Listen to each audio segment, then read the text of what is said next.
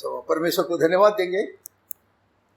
ये सारे मानव जाति के लिए तो सबसे महत्वपूर्ण जरूरत चाह है। पूरा मानव जाति के लिए चाह बहुत बड़ी, सबसे बड़ा महत्वपूर्ण जरूरत क्या है? उद्धार। जो पापी मनुष्य, उसके लिए तो उद्धार का जरूरत है। उस उद्धार को प्रभु यीशु मसीह का प्रायश्चित बलि के द्वारा परमेश्वर ने उपलब्ध करा के रखा है। परमेश्वर ने उसका स्टेप परमेश्वर ने लिया है। तो मनुष्य ने कोई किस्म का तो कदम नहीं उठाया, लेकिन परमेश्वर ने स्वयं कदम उठाया है। प्रभु यीशु मसीह का प्रायश्चित का बलि का द्वारा ये उद्धार का उपलब्ध करा के रखा है। इसलिए परमेश्वर को धन्यवाद देंगे। और इस उद्धार उन्हीं का जीवन में कार्यकारी होता है जिन्होंने प्रभु को उद्धारकर्ता का रूप में तो मन में विश्वास करे और मुंह से कबूल करे। तो यह वचन तो विश्वास योग्य है। तो कलीसिया में रहने वाली कुछ महत्वपूर्ण बातों को देखकर अपना पाठ्य भाग में हम लोग जाएंगे। कलीसिया में तो कैसा रहना है, रहने वाला लोगों ने तो उन लोग का क्या जिम्मेदारी है, तो उसको देखकर हम लोग आगे बढ़ेंगे।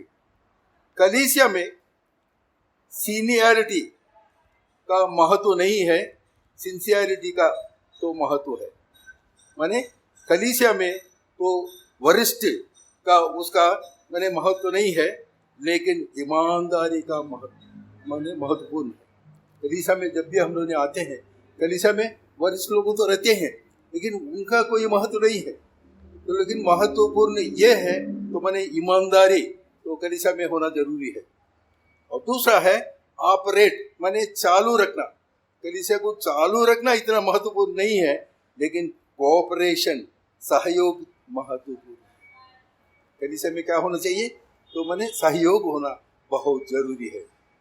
तो ऑपरेशन प्रक्रिया तो नहीं, लेकिन कोऑपरेशन सहकारिता महत्वपूर्ण है।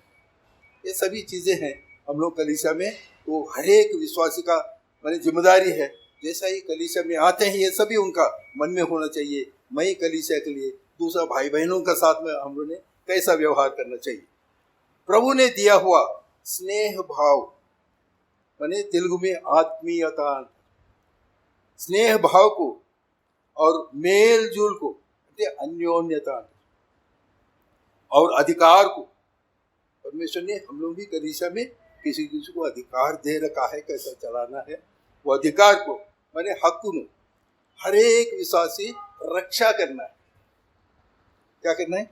ये हर एक विश्वासी का जिम्मेदारी है, वो इसका रक्षा करना है। क्या क्या है? तो महत्वपूर्ण बात ईमानदारी तो हमारा कलीसिया में रहना चाहिए, और सहयोग होना चाहिए एक दूसरे के प्रति, और सहकारिता होना चाहिए, और स्नेह भाव और मेल जोल और अधिकार को हर एक विश्वासी ने रक्षा करना है। ठीक है। तो अभी मैं और एक बार तो ये एलिशमा सिस्टर का याद करना चाहता हूँ, क्योंकि अभी ये हुआ है। तो प्रभु के पास पहुंचकर भी 3 हफ्ता से भी ज्यादा हो गए है ना। अगले 7 तारीख आएंगे तो 1 महीने हो जाएंगे, लेकिन विश्वास नहीं होता। आप लोग किसी को विश्वास होता है क्या? वो सिस्टर हमारा बीच में नहीं है ना, कोई ऐसा विश्वास नहीं है हमारा बीच में, वो नहीं है। पिछले शुक्रवार की सभा में एक भाई ने प्रार्थना करते समय सिस्टर ने छोड़े गए परिवार को और 3 नाबालिग बच्चों को याद करके परमेश्वर के सामने फूट फूट कर रोकर प्रार्थना की। आप लोगों ने सुना होगा, सुना है। तो एक भाई ने प्रार्थना कर रहा था, तो वो पूरा परिवार को, सिस्टर तो आराम से प्रभु के पास चल गए हैं, उसके बारे में हम लोग ने परमेश्वर को धन्यवाद देना है और कुछ कर नहीं सकता, लेकिन वो परिवार रह गए हैं। परिवार को वो याद करके, और नाबालिग बच्चे 3 हैं, तो उनको याद करके वो रो रो के फूट फूट कर परमेश्वर के पास प्रार्थना कर रहा था। इसलिए तो परमेश्वर तो लोग अनुग्रह करे। 3 बच्चे हैं और पूरा परिवार को तो संरक्षण रखे। हम जानते हैं कि विश्वासियों को हो या अविश्वासियों को हो, तो तो मृत्यु अनिवार्य है ना, कोई भी हो। तो जन्म लिया है वो तो मरना ही है। तो लेकिन वही अंत नहीं है। विश्वासी का हो अविश्वासी का हो, वो अंत नहीं है। हम जानते हैं शरीर में से आत्मा निकल जाना ही मृत्यु है। शरीर से आत्मा निकल गया मृत्यु। शरीर में जब तक माने आत्मा है वो मृत्यु नहीं, जीवित है, जिंदा है। फिल्मियों का लिखा हुआ पत्र पहले अध्याय का 21 वचन और 23 वचन में, तो इसका पहले भी हम लोगों ने इसको मनन किया था एक बार, और एक बार समय आने पर उसमें भी हम लोगों ने तो मनन करेंगे। निकालिए फिलिपियंस चैप्टर 1 वर्स 21 and 23। ఫిలిప్పీయులకు రాసిన పత్రిక మొదటి అధ్యాయము 21-23 वचन। उसमें प्रेरित पौलुस का लालसा को हम लोग देख सकते हैं। क्या उसका लालसा है, माने ऐसा प्रेरित लोगों पवित्र लोगों ने है, तो माने किसी किसी का क्या क्या लालसा ऐसा रहता है, एक दो को हम लोग देखने जा रहे। उसका लालसा ऐसा था, मेरे लिए मर जाना लाभ है। वो बोलता है तो हर एक व्यक्ति ने जीना चाहते हैं, है ना। ये व्यक्ति क्या है, वो मरना मेरे लिए लाभ करके बोलते हैं। मैं कूच करके मसीह के पास जा रहना चाहता हूं, यानी उसने मरकर माने हमेशा प्रभु के समान माने होना चाहता है। जैसा प्रभु को देखता है उसे समान होंगे। हम कैसा रहेंगे हमको मालूम नहीं है, लेकिन जैसा ही प्रभु को हम लोग ने मिलने के लिए जाएंगे हम उनका समान होंगे। ऐसा हमेशा के लिए वो समान माने बन के रहना चाहता था। मसीह में विश्वासियों के लिए तो जीने का अपेक्षा मरना लाभप्रद है करके 23 वचन का हम लोग ने 23 वचन में हम लोग देखने से विश्वासियों के लिए तो जीने का अपेक्षा, हाँ, लेकिन मरना वो लाभदायक करके बताते हैं। पौलुस ने तो मरना क्या माने लाभ क्यों माने वो चाहता था, क्यों, क्या लाभ है उसमें, मर जाना लाभ है करके वो बोलते हैं। उनके लिए भी है और हमारा विश्वासी लोगों के लिए क्या लाभ होता है मरना। तो वो मरने के बाद वो जरूर स्वर्ग में जाएंगे। पौलुस जैसा हम लोग भी मरने के बाद हम लोगों ने विश्वासी लोगों के लिए कहते हैं स्वर्ग में जाएंगे। वहाँ कोई जंजीर भी नहीं रहेंगे, क्योंकि जंजीर से झगड़ा हुआ इनको, मैंने जेल खाने में डाला था। उधर में कोई किस्म का जंजीर भी नहीं रहेंगे और बंदी खाना भी कोई नहीं रहेंगे उधर में, और पीड़ा भी नहीं रहेंगे और दुर्बलता भी नहीं और कोई पाप भी नहीं रहेंगे। कोई भी एक स्पॉट भी उधर में ऐसा पाप का नहीं रहेंगे। वहां केवल अनंत आनंद रहेंगे। कितना रहेंगे, आनंद ही आनंद। प्रभु यीशु मसीह को वो सुंदर सा जो दृश्य हम लोग ने अभी कल्पना कर रहे, वचनों का द्वारा कल्पना कर रहे, प्रभु यीशु मसीह ने ऐसा रहेंगे। जब हम मर के तो उसका पास उनका हाथों में तो हम लोग ने चल जाएंगे, उस समय में उसको वो सुंदर का देखते वक्त हम लोग को क्या है, अनंत आनंद और मसीह के साथ संगति होगी। अभी कैसा भाई बहनों का साथ हम लोग का संगति है, वैसा मरने के बाद विश्वासी को माने प्रभु के साथ संगति मिले। कितना सुंदर सी बात है। इसलिए वो सचमुच लाभ है। लाभ है या नहीं, नुकसान है उसमें, कोई किस्म का नुकसान नहीं है, लाभ है। इसलिए वो बोलता है मुझे तो मेरे लिए तो मर जाना लाभ है, मैं कूच करके तो मसीह के पास जा रहना चाहता हूँ। यह सुंदर सी बात करता है। विश्वासी के साथ 3 संभावनाएं रहते हैं। अगर हम विश्वासी है, हम लोग का जीवन में 3 किस्म का संभावना रहते। क्या क्या है? इस मरणहार शरीर में पृथ्वी पर वर्तमान जीवन है ना, यह मरणहार शरीर है ना, ये पृथ्वी पर हमारा जीवन हम लोगों ने बिता रहे, वो एक है। दूसरा है मृत्यु और मसीह का आगमन के बीच कुछ समय है, क्योंकि हम मृत्यु हो जाते हैं तो हम लोग ने उठाए लेकर जाएंगे, लेकिन उसका दूसरा आगमन जो बचा है हम लोग ने, उनका भी माने अविश्वासी माने अविनाशी शरीर दिया जाएंगे, तो माने मध्याकाश में मिलने के लिए जाएंगे। थोड़ा समय तो रहते हैं। यह शरीर के बिना रहने की स्थिति है। उसे में शरीर रहता है क्या? हाँ, जब वो प्रभु के पास भी जो इन लोगों ने मरकर अभी उधर में गए हैं, उधर में माने शरीर के साथ नहीं रहता है, तो ये शरीर में नहीं रहने का स्थिति है। माने ये शरीर अभी जब आएंगे उठाए ले जाएंगे, हम लोग को दूसरा शरीर दिया जाएगा। ये नाशवान शरीर है, अविनाशी शरीर दिया जाएंगे विश्वासी लोगों के लिए, है ना। तो उस समय में वो माने बिना शरीर का माने स्थिति है। लेकिन इस समय हम आत्मिक चेतना के साथ, आत्मिक स्पृह तो मसीह का उपस्थिति को अनुभव करते हैं। उधर में चल गया, जाने के बाद हम लोग ने अभी मर गया, विश्वासी है, प्रभु के पास चल गया, तो उधर जाने के बाद हम लोग ने क्या करते हैं उधर में, तो प्रभु का सामने में वो आत्मिक चेतना के साथ माने मसीह का उपस्थिति को अनुभव करते हैं। कोई शरीर तो नहीं रहता है। जब वो आएंगे मध्याकाश में हम लोग को माने तो मिलने के लिए जब आएंगे, उस समय में जो उनके पास है, जो आत्माएं हैं, उनको वो शरीर माने देकर वो लेकर आएंगे, अविनाशी शरीर लेकर आएंगे। हम लोग को भी वही अविनाशी शरीर देकर तो वो मध्याकाश में हम लोग ने जाकर मिलने वाले हैं। तो आखिर में हमारा उद्धार तब पूरा होगा जब प्रभु यीशु मसीह आएंगे और हमें महिमामय शरीर को धारण कराएंगे। जैसे हम खड़े हैं, हम लोगों ने जीवित है, लेकिन हम लोग को क्या करेंगे, उसका दूसरा आगमन में क्या हो जाएंगे। जितना भी विश्वासी लोगों को क्षण भर में, पलक भर में हम लोग को माने बदल जाएंगे। हम लोग के हम लोग ने क्या करेंगे, तो प्रभु ने महिमामय शरीर को धारण कराएंगे। माने पौलुस इस वचन भाग में हमें सिखा रहे, क्या सिखा रहे, तो पहली अवस्था अच्छी है। माने पहली अवस्था क्या है, माने इस मरणहार शरीर में पृथ्वी पर वर्तमान जीवन है, वो बोलते हैं वो अच्छा है।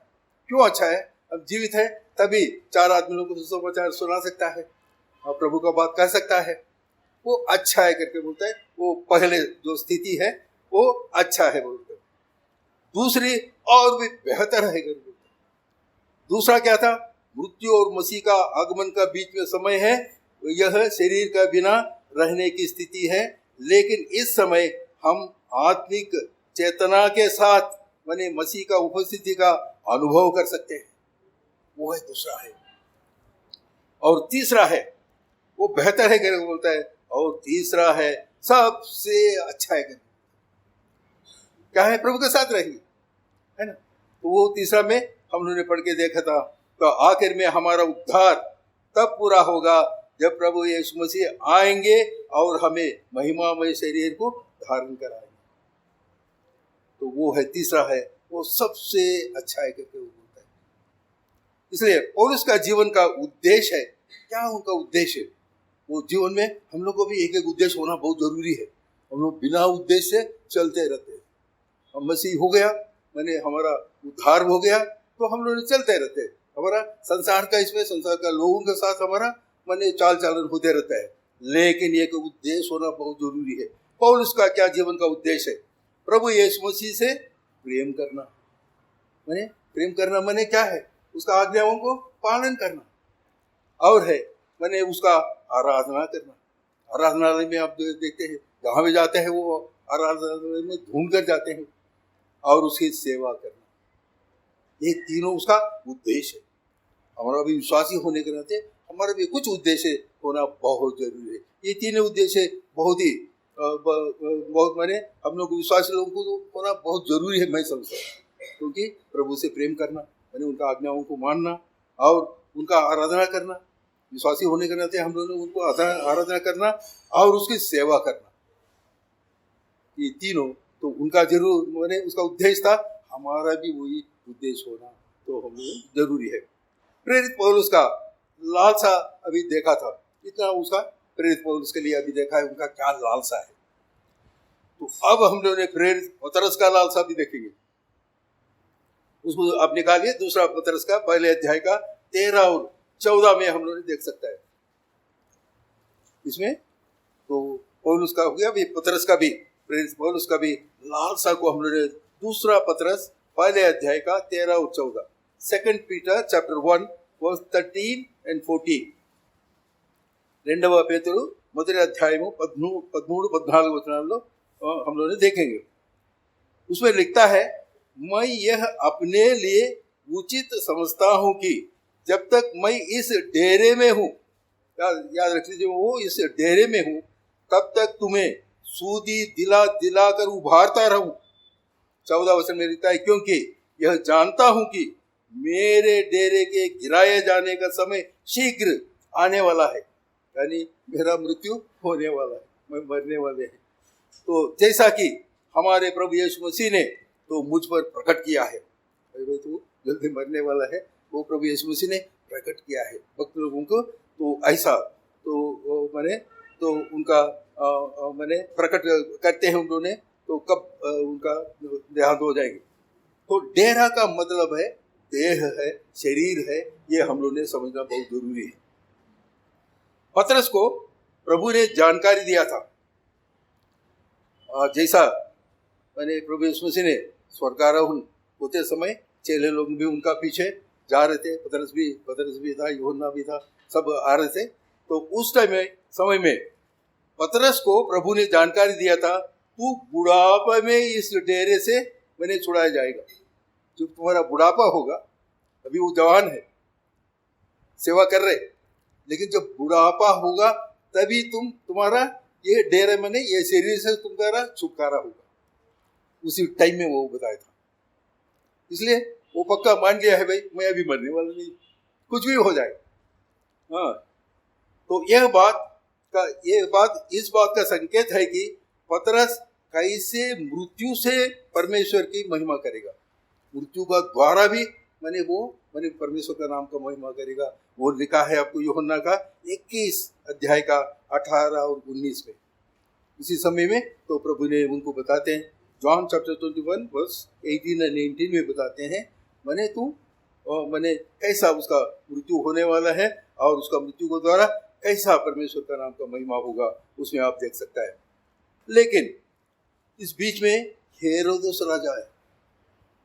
हेरोदेस राजा ने क्या कर दिया है, माने उसमें पहले याकूब को, जो यूहन्ना का भाई है, उसको पकड़कर उसको तलवार से सिर कटा दिया। वो देखा यहूदियों ने बहुत खुश हो रहे, यहूदी लोगों को, यहूदी लोगों का इन्होंने जो भी लीडर्स है उन लोग को एक एक करके काटते जाने से यहूदी लोगों ने बहुत खुश हो रहे, इसलिए करके वो क्या कर दिया, इसको भी, पतरस को भी पकड़कर बंदी गृह में डाल दिया। कल सुबह होने दो, इनको भी मैंने मार दिया करके डाल दिया। लेकिन तो पतरस ने शांति से सो रहा था। हमको नींद आएंगे, कल सुबह हमारे सिर कट जाएंगे, हाँ हमको नींद आएंगे, क्या फांसी में लग जाएंगे, नींद आएंगे, लेकिन वो आराम से सो रहा था। क्यों? क्योंकि उसको आश्वासन प्रभु यीशु मसीह का द्वारा मिला है, तू मैंने अभी जो जवानी का दिनों में तू मरेंगे नहीं, बुढ़ापा दिन में तू मरने वाला है।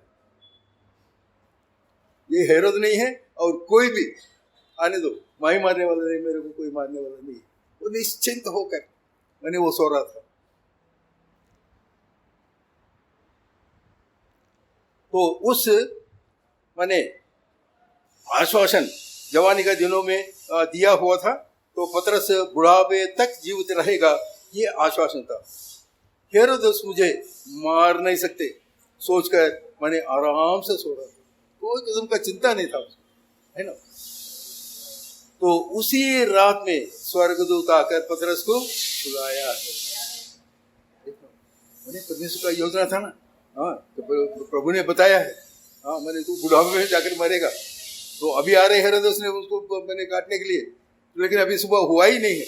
उसी रात में प्रभु ने अपना दूत को भेजा और उसको छुड़ाया वहां से। ये भी हम लोगों ने प्रेरितों का काम 12 अध्याय का 1 से लेकर 12 तक पूरा कहानी है, ठीक है, उसमें भी हम लोग देख सकते हैं। और दूसरा पतरस का अभी हम लोग देख रहे थे 1 से लेकर 14 तक, और 15 वचन में भी पतरस कहता है, इसलिए मैंने ऐसा यत्न करूंगा कि मेरे कूच करने के बाद, माने मैं मरने के बाद, तो तुम इन सब बातों का सर्वदा स्मरण कर सको। वो बोलता है, देखो मैं इतना यत्न कर रहा हूं, माने मैं मरने के बाद भी जो बातें मैं बता रहा हूं उसको सर्वदा स्मरण करते करते रहना है। वो तो मरने वाले हैं, तो मर जाएंगे, मरने के बाद उनका कहे हुए बात कब तक आप मन में रख लेंगे, है ना। तो इसका तो उसका जवाब दिया हुआ है। तो एक है, उसने जीवित रहते समय में ही कुछ जवानों को तैयार किया होगा, इसमें नहीं है। जैसा पौलुस ने तीमुथियुस को, तीतुस को वगैरह को उन्होंने किया है, और प्रभु यीशु मसीह भी अपना चेलों को तैयार कर लिया है ना। तो मैंने उन लोग जाने के बाद भी इन लोगों ने उनका जो भी सिखाया है वो उन लोगों ने उसका फॉलो करेंगे। लेकिन ये भी एक कारण हो सकता है, मैंने जीवित रहते समय भी कुछ जवानों को तैयार किया होगा, जैसा मूसा ने यहोशू को तैयार किया नहीं किया। वो जाते ही मैंने इजराइल लोगों ने अनाथ हो गए क्या, उनका कोई लीडर नहीं था क्या, नहीं है। तो रहते होते परमेश्वर ने बताया यहोशू को, तो मैंने उनको लीडर बनाओ, ठीक है ना। प्रभु ने चेलों को तैयार किया, और पौलुस मैंने तीमुथियुस को, तीतुस को और लोगों को तैयार किया था। उसी रीति से ये भी कुछ मैंने लोगों को तैयार करके रखा। दूसरा है वही है, ये अपना वचन का द्वारा भी पतरस उन सत्यों को, जो भी सत्य वचनों को वो मैंने प्रचार करता था, उन सत्य वचनों को लिखित रूप में लाकर, इसमें लिखा है ना पहले पतरस और दूसरा पतरस का, सब वो सत्यों को वो लिखित रूप में लाकर हमारे को सौंप दिया, हमारे हाथों में, अभी हमारे हाथों में है ना। तो आप पढ़ने से पूरे याद करेंगे ना, याद आएंगे ना। वो उस टाइम में जो भी बताया था, सिखाया था, वो सभी इनका मैंने लिखित रूप में जो हमारा हाथों में सौंपा है, तो उसको हम लोग ने पढ़ने के बाद वो पूरा हम लोग ने स्मरण कर सकता है, ठीक है। इसलिए बोलता है वो सर्वदा स्मरण मैंने कर सके, ऐसा हम लोग ने सर्वदा, जब तक हम लोग ने जिंदा है तो वो पढ़ेंगे, हमको स्मरण आएंगे, ऐसा, ठीक है। पतरस प्रभु के पास जाने से भी वे कितने प्रोत्साहन माने जैसा रहते हैं।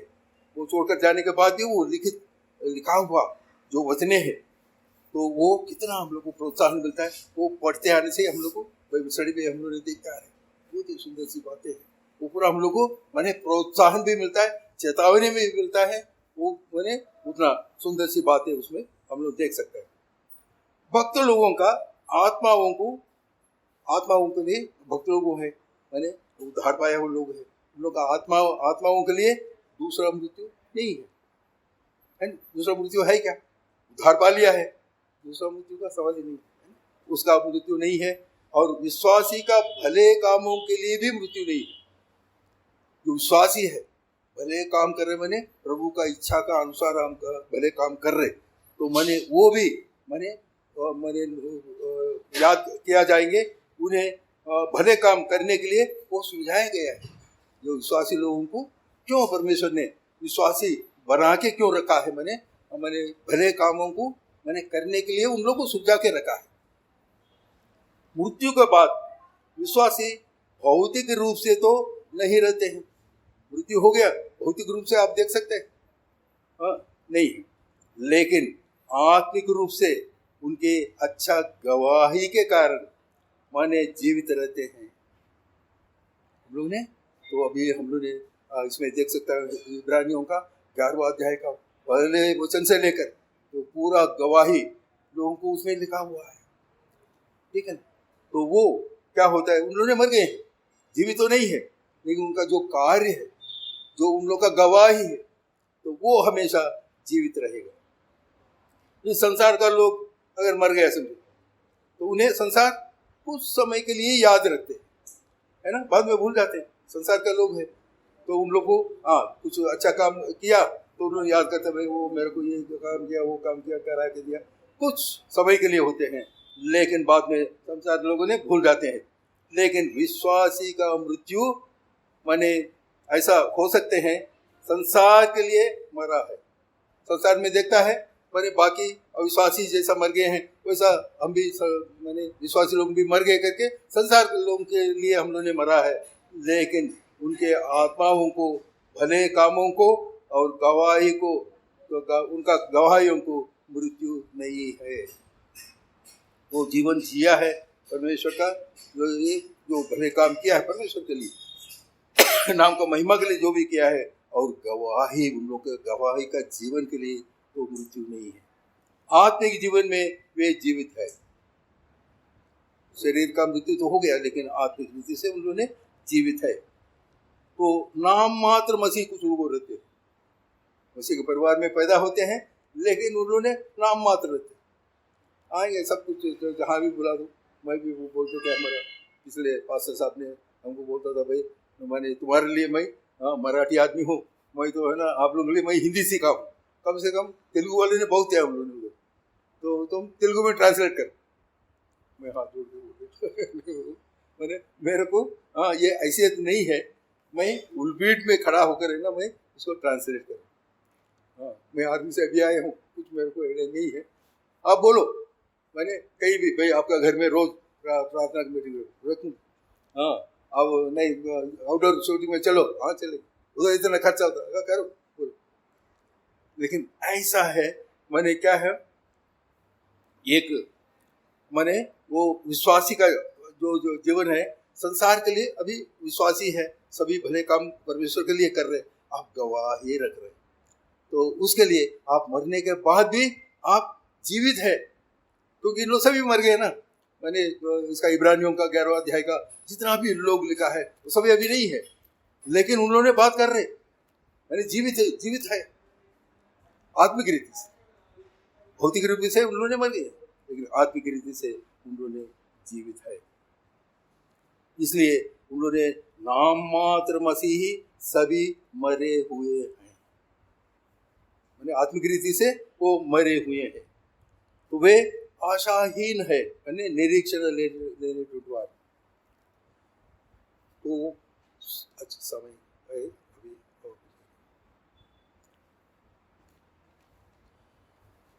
वे कैसे रहते हैं? वे अपने अपराधों और पापों के कारण माने नीच शैतानी कार्य से भरा हुआ लोग रहता है। कैसा रहता है?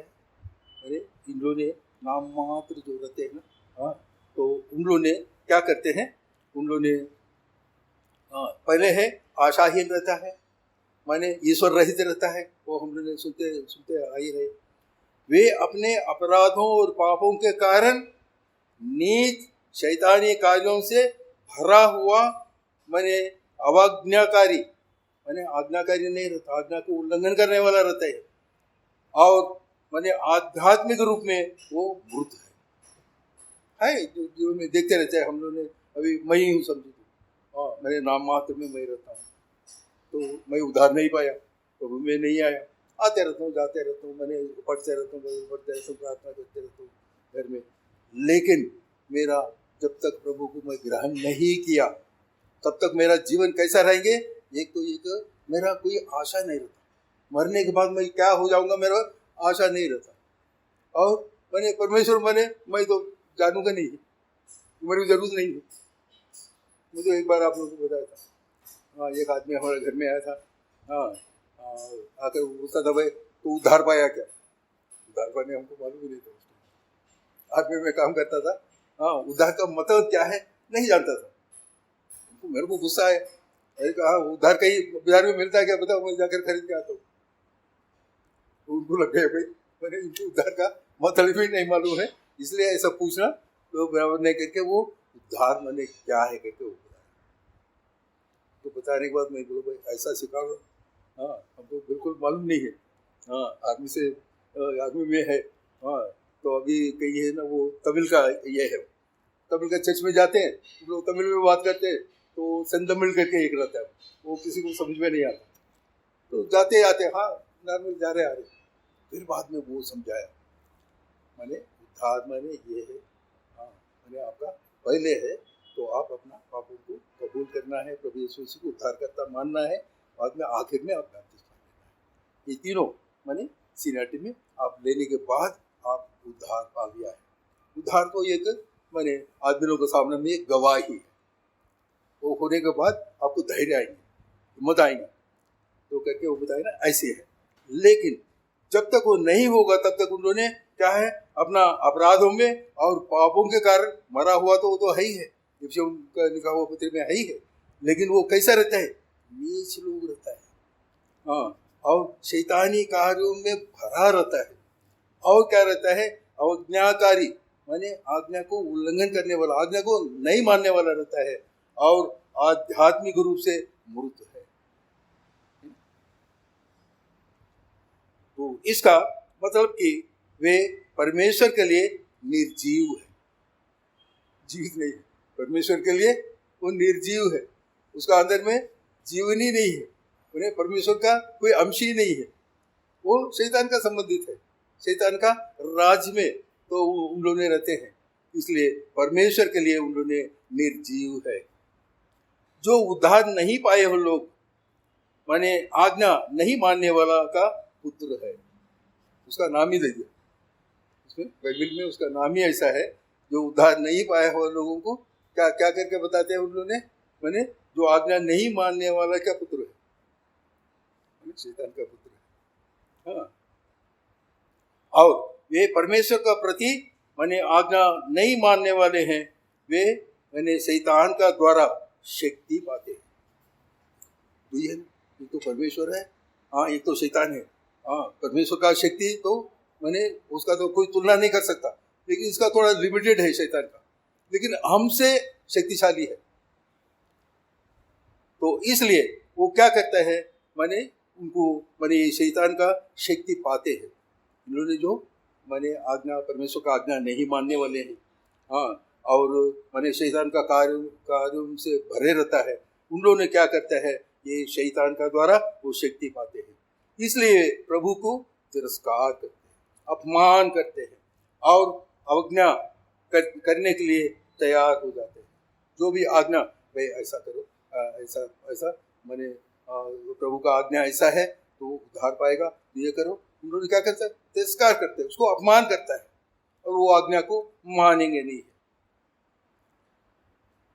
ये स्थिति मन फिराव का पहले सभी के लिए सच है ना? हम लोगों ने जितना भी मन फिराया हुआ है, सबका जीवन का पहले का जीवन आप सोच विचार करके देखिए, सच है या नहीं है ना? तो हम लोग ने किसका राज में थे? शैतान का राज में है, वो अपना काम करा लेगा, है ना, करते रहेंगे, क्योंकि हम लोग ने ईश्वर रहित थे और आशाहीन थे, तब तो ये काम पूरा करेंगे ही है। तो इसलिए तो इस स्थिति मन फिराव से पहले सभी के लिए सच है, एक भी आदमी ऐसा नहीं है, हाँ भाई मेरा जीवन में मैं प्रभु को ग्रहण नहीं किया, फिर भी मैं सच्चा था, मैं ऐसा था करके नहीं। 3 पदों ने एक व्यक्ति का स्थिति का वर्णन करते हैं, शरीर संबंधी, भ्रष्ट और दंडनीय। तो ऐसा करके तो ये शरीर संबंधी जो भी होता है वो कैसा रहता है? वो भ्रष्ट रहता है और वो दंडनीय रहता है, माने शिक्षार्थ। जो प्रभु को ग्रहण नहीं करता है उन्होंने शिक्षा का मैंने पात्र है, ठीक है। इसलिए तो इस शरीर में और कुछ बातें हैं, वो बातें तो हम लोग करके, क्योंकि समय है इसलिए ना हम लोग ने ये करेंगे। इस शरीर में आत्मा रहने से, अगर शरीर है, शरीर का अंदर में अगर आत्मा है, क्या होगा? मुंह से बात कर सकता है ना, फिर बाद में आंखों से देख सकता है, कानों से सुन सकता है, और हाथों और पैरों को इस्तेमाल कर सकता है नहीं कर सकता? आत्मा रहने से। शरीर है, शरीर का अंदर में आत्मा है, आत्मा रहने से हम लोग ने आंखों से देख सकता है, कानों में सुन सकता है, हाँ, और मुंह है तो बात कर सकते हैं, और हाथ पैरों को हम लोग ने इस्तेमाल कर सकते हैं। शरीर के अंदर तो रहकर इन कामों को कौन कराता है? आत्मा कराती है। तो आत्मा शरीर को छोड़ने के बाद, आत्मा शरीर को छोड़ दिया, छोड़ने के बाद शरीर में आंखें तो रहेंगे, है ना, तो आत्मा तो चल गया, लेकिन शरीर में आंखों तो आंख रहेंगे, मुंह रहेंगे, कान रहेंगे, हाथ पैर रहेंगे, तो लेकिन वो पूरा कोई काम का नहीं रहेगा, है ना। छोड़ने के बाद में आंखें रहेंगे लेकिन देख नहीं सकते, मुंह रहेंगे लेकिन बात नहीं कर सकते, और कान रहते हैं लेकिन सुन नहीं सकते, हाथ और पैर हिला भी नहीं सकते। जैसा आप लोग ने अंदाज कर सकते हैं, सांप रहता है, सांप का ऊपर जो ये रहता है शरीर का ऊपर है ना, जो चमड़ा रहता है, वो जब निकाल देता है, निकाल के वो सांप चला जाता है, तो आप उसका ऊपर का जो चमड़ा को आप देखेंगे, उसका आंखा वो दिखता है सर, आंखा जैसा दिखता है, मुंह ऐसा ही दिखता है, उसका पूंछ वगैरह दिखता है, लेकिन वो देख सकते हैं क्या? पूंछ को भी हिला सकता है क्या? नहीं। ऐसा उसी रीति से आदमी का अंदर में भी जो भी अगर आत्मा है सब कुछ आप कर सकते हैं। आत्मा चल गया आप कुछ नहीं कर सकते हैं, आप निर्जीव बन जाएंगे। तो इसलिए तो क्योंकि आत्मा का बिना माने तो सभी माने निर्जीव रहता है, कोई जीवन नहीं रहता उसमें, निर्जीव रहता है पूरा शरीर का अंग पूरा। यानी बात करना, सुनना, देखना तो आंखों को इस्तेमाल करने का लक्षण नहीं, केवल आत्मा को है। आत्मा निकल गया तो शरीर बेकार हो जाएंगे, मिट्टी से बना है वो मिट्टी में मिल जाएंगे। इब्रानियों का 11 अध्याय का पहले वचन से लेकर 12 वचन तक भी जितना भी एक सूची बनाया है, पूरा विश्वासियों का सूची बनाया है, वो साक्षी का साक्षी के लिए उन्होंने इब्रानियों का 11 अध्याय का तो पूरा अध्याय वैसा है, लेकिन 1 से लेकर 12 वचन तक लिखा हुआ भक्त लोगों साक्षी जीवन जीकर विश्वासी का दशा में मर गए। उन्होंने कैसा किया? उन्होंने साक्षी जीवन जिया है और विश्वासी का दशा में वो मरे हैं। 13 वचन में लिखा हुआ है। उन वचनों में लिखा हुआ विश्वासियों के सूची में सबसे पहले किसका नाम आता है? हाबिल का नाम आता है। आप अगर वो उसमें देखेंगे 11 अध्याय का तो पहले वचन में देखेंगे तो वो सूची में पहले आता है हाबिल का नाम है उसका अंदर में। हाबिल जीवित रहने का समय बहुत कम था, है ना? तो मैंने परमेश्वर को ये देने के लिए गया, वो दिया, भेड़ बकरियों में से अच्छा वाला लेकर गया, परमेश्वर को अर्पण किया। उसका भाई ने मैंने जमीन जो मैंने श्रापित जमीन था उसका अंदर से वो फसल उगाया था, उसमें से कुछ लेकर गया। उनका फसल को मैंने एक्सेप्ट नहीं किया और इनका हाबिल का एक्सेप्ट कर दिया, तो मैंने उसका बड़ा भाई ने इसको मार दिया। मैंने उसका जीवन काल बहुत कम है, लेकिन फिर भी 300 साल परमेश्वर के साथ चला हुआ हानोक है। 300 साल तक वो परमेश्वर के साथ चला है। कितना सुंदर सी बात है, क्या गवाही है। हम लोग ने 1 साल मैंने परमेश्वर के साथ चला करके बोल नहीं सकता, मैंने 1 महीने 1 दिन मुश्किल है, ऐसा करके 300 साल तक चला हुआ हानोक के साथ हाबिल का नाम भी सूची में जोड़ा गया। कितना कम समय का था, देखिए उसका नाम भी इसमें आ गया।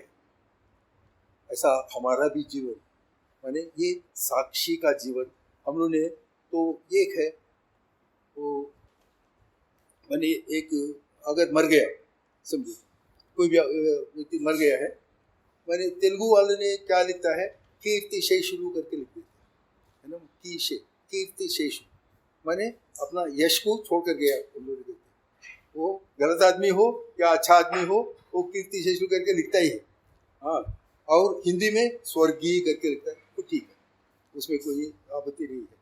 और इंग्लिश में लेट करके लिखता है ना, देखा होगा ना, मैं मर गया तो मेरा नाम लिखना है तो लेट राव करके लिखता है ना, या स्वर्गीय राव हिंदी में। और तेलुगु में कीर्ति शेषु, अरे मैं तो कीर्ति बना के रखा नहीं बना के रखा पता नहीं, सबको वो कीर्ति शेषु करके कर देते।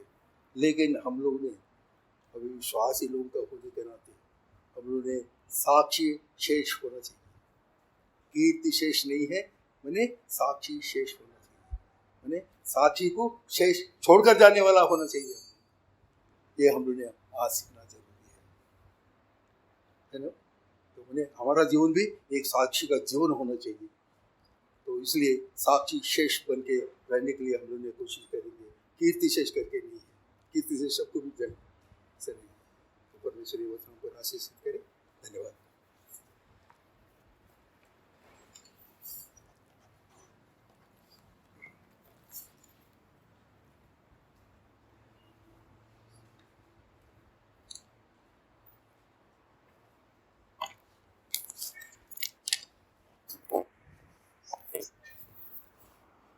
सकते हैं वहाँ पे?